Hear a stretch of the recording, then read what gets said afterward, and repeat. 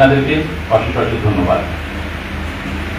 আজ ছুটির কোনো দিন নয়, তারপরেও আপনাদের স্বতঃস্ফূর্ত উপস্থিতি আমাকে মুগ্ধ করেছে। আপনারা বিগত দিনেও এই ধরনের সহযোগিতা করেছিলেন, যার জন্য আমরা কৃতজ্ঞ।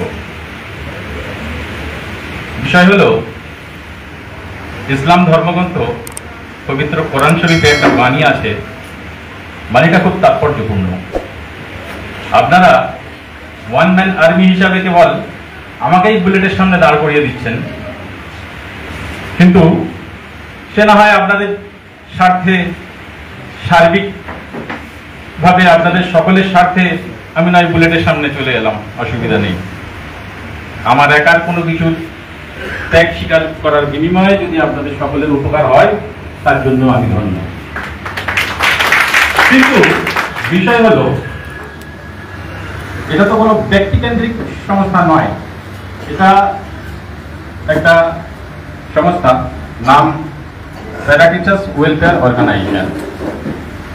এটা সম্পূর্ণ অরাজনৈতিক, অলাভজনক, স্বাধীন এবং স্বতন্ত্র সংগঠন।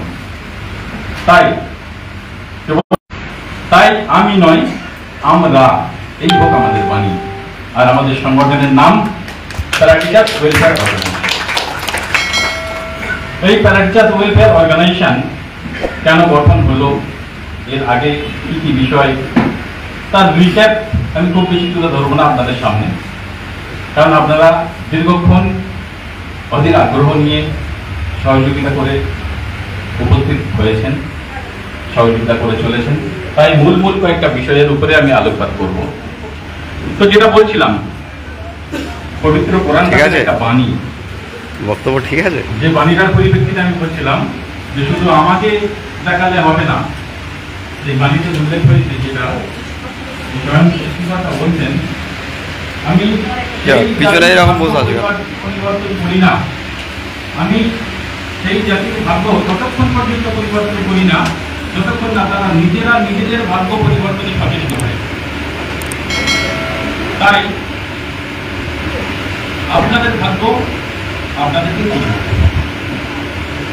সেক্ষেত্রে উপদেষ্টা হিসেবে আমি সার্বিকভাবে আপনাদেরকে সহযোগিতা করতে পারি, সঠিক পরামর্শ আমি সাহায্য এবং আপনাদের স্বার্থে আপনাদের সাথে থেকে সঠিক লক্ষ্য পৌঁছানো পর্যন্ত আমি নিজেকে নিয়োজিত।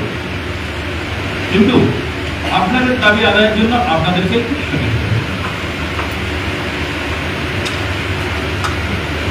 আর আব্দুল ভাই, যিনি আমার খুব প্রিয়, এই সংগঠনের সেক্রেটারি পদে আছেন, উনি নিজেকে সম্পূর্ণভাবে নিয়োজিত করেছেন। প্রতি মুহূর্তে ওনার কাজকর্ম আমাকে মুক্ত করে। উনি একটা কথা বলে গিয়েছেন যে প্রত্যেকটি কলম ধরার গুরুত্ব অপরিসীম। আপনারা শিক্ষক, আপনারা শিক্ষিকা, কলম ধরার গুরুত্ব যদি আমি আপনাদেরকে বোঝাই, সেটা আমার দীর্ঘতা হয়ে যাবে। তবুও বলি, এটি গুরুজনেরা বলে গিয়েছেন, ওষুধ ছেড়ে মসজিদ। হিন্দু নেওয়ার ডায়ালগ আছে, সেই कलम से फिर तलवार को प्रैक्टिस छेद होता है। आज जिंदगी के बहुत वक्त हुआ है कि माइका चलता हो तलवार जो তাই আপনারা বর্তমান যুগে উন্নত প্রযুক্তিবিদ্যাকে কাজে লাগিয়ে অবশ্যই আব্দুল শোনো না একটু, কারণ মোবাইল দিয়ে পুরো লাইভটা করাও না, 5টা বাজে তো বেরিয়ে যাবো। সেই সমস্যার সমাধানের জন্য আমরা